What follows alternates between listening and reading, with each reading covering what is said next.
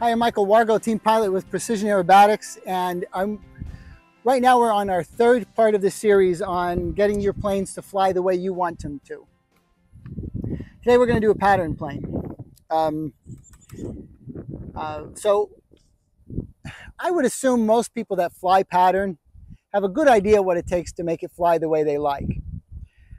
What I see that's kind of prevalent in the people flying sportsmen and those kind of things is there's some things that they don't quite sure, or they're not quite sure exactly how to set it up to fly the way they want to, and sometimes they don't even know how they want it to fly. And I know it sounds a little strange, but for the most part, as they're going through the maneuvers, they just set it up and take what they get. So if they need a little extra rudder for one maneuver and they dial in as much as they need, it may be too much for another maneuver, and so on and so forth. So what I'm going to do is take this up, and I'm going to give you an idea, basically what I like to do. If I did a video really on setting up a pattern plane, the video would be 40 minutes long. So we're going to try and abridge it and just give you some ideas on how to make it perform like you want it to. My high rates, because I never 3D it, my high rates, which means full deflection, almost like a 3D rate. I actually set it up, but I really only use it to take off and land, and I use that rate to make sure my down elevator mix is off so that I can land without the nose ever wanting to point towards the ground. Because on a down elevator mix, when I take the throttle to 0, it dials in some down elevator. Of course, that could be a little dangerous close to the ground. I do take off. I told you always take off and land on high rates. In this case, I always take off on my mid and snap rate. The big deal here is if you're flying sportsman and you're flying these other rather simple sequences, you probably won't need any rate that requires a really fast aileron, which I'll show you why I do it, because of some of the maneuvers that I do within the sequences I do. Because some of them are really advanced sequences and they involve maneuvers that require it. On that rate that I call a snap rate.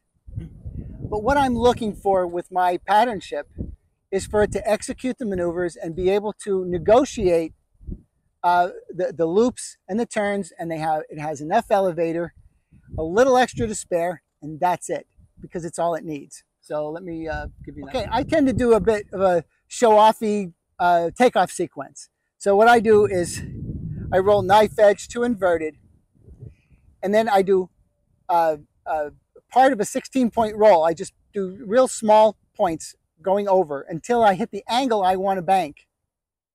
And then I push it around. In order to do that, I cannot have the rates be too wild. And it's the same rate basically that I'm flying most of my sequence on. So here we go. It's super windy, so I'm not sure how this opening is going to look. Here I go up, point, point. Now I do, see, 2, 3, 4. That's the angle I want. Now that opening sequence requires, like this. Look how fast these ailerons are. Okay? So for me, to pull this off and make it look really nice, right? I need these ailerons really going.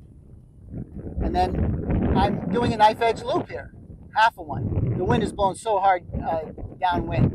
But to do this half loop knife edge, I need a fair amount of rudder.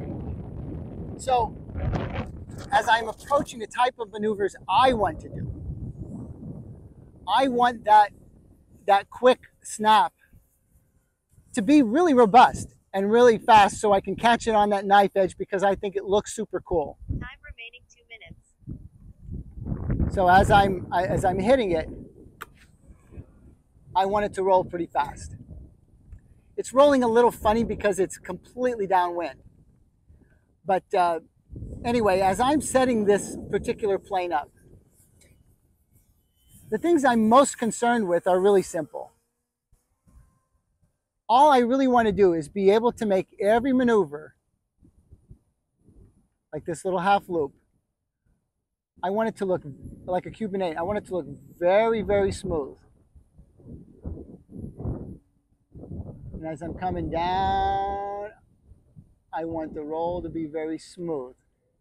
Now, that smoothness is absolutely vital if you're flying a pattern sequence. I want to be able to move the sticks a little bit in order to be able to do a roll or a loop. In other words, if I'm on the rate is too high, it's very possible for me to do a nice smooth loop like this. The problem is, if I'm making adjustments, the adjustments may make the plane come out of that really nice geometrically sound loop and pull it offline. So you always have to make sure you're actually pulling on the stick to make that loop happen. And if you're going to roll the airplane, you have to actually be adding some aileron. You can't have them so fast that you're just barely moving off center. 20 seconds. Because the truth is you'll have absolutely no resolution. And in a pattern sequence, resolution is everything. As I'm flying, as I'm rolling, and I want to do a nice slow roll, the only way to make it roll that pretty and that smooth and that slow is to have plenty of resolution, which means your rates need to be fairly low. The other thing that needs to happen, and those are the things that most pattern flyers kind of take into consideration. The other thing is, if you are going to do a snap, and that is in your sequence, any sort of snap maneuver, there's a very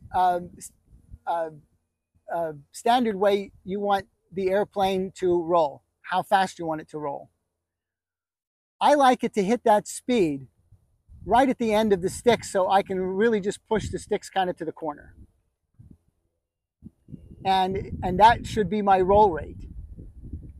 So if I were you, I would really practice the speed that you're going to do it and the speed that you want to execute the roll and make that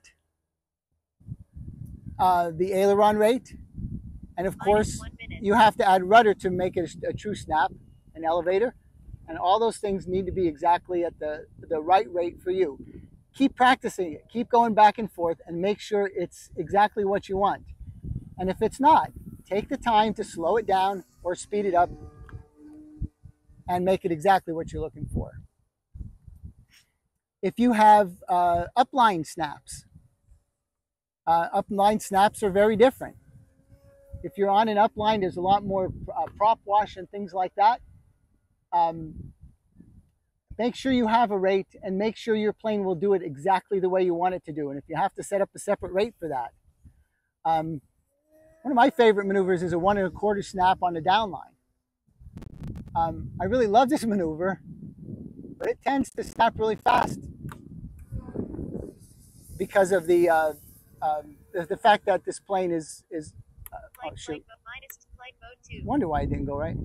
I hit it on the wrong rate. Anyway, if you watch this, it's going to produce a different result because the plane is just wanting to travel faster. Now that maneuver is one of my favorites. I really like it, but that snap and the same way I would snap going like this level is different. You see the ailerons are just going too fast. So if you wanted to do that a standard one with the same basic look, you have to adjust your rates accordingly. You have to take the time. It's so easy to be lazy in this sport. You know, there's also a snap that's at the top of a loop for an avalanche. So we're going over the top. We're going to snap up there. And how do we want that to look? How fast do we want it to be?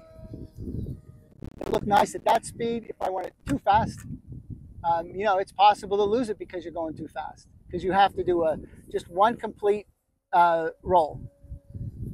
So setting up the rate so that it's just perfect, like that. Now the maneuver looks good. Well, actually, none of what I did looked good, but it looked better. Finally, to make it fly the way you want, I am a huge proponent -4 minutes. of mixing it for every possible contingency. And you know, that knife edge mix that we talked about so many times will let the plane fly these point rolls. You see how just absolutely dead straight it is. Or if I'm going to do here, I'm going to just do kind of a long slow roll and try and keep the plane really straight. Yes, a lot of this is piloting, but to keep it slow and straight, you absolutely have to have the mixes done correctly. Because when the plane hits knife edge, if it's pulling towards the gear or doing anything like that, you will not be able to fly it straight. And keeping a point roll straight, I'll fly the plane directly towards me, and I'll show you what I'm talking about, like straight towards the camera.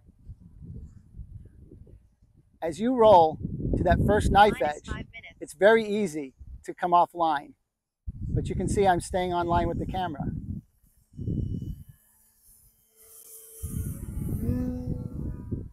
Again, don't confuse, you know, good mixing with good piloting. That's a hard maneuver to do, but it gets exponentially harder if the plane isn't set up right. Because if I take it like this and I throw this plane directly on knife edge, look, it stays. Well, it's moving a little bit because of the wind. I obviously had to fly a little bit through this maneuver. Let me try and do more directly into the wind so it doesn't move out of line. So here we go. See it staying straight?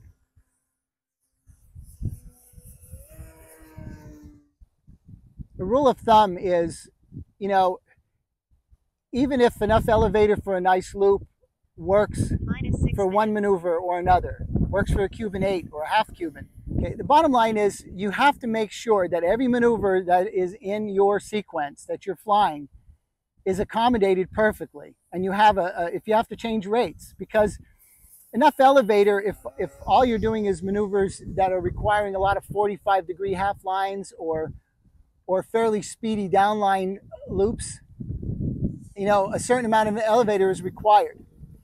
If you're doing a complete loop, make sure your elevator is set up properly so that on the up line and the down line, you know, your elevator is set properly to keep the geometry of the loop.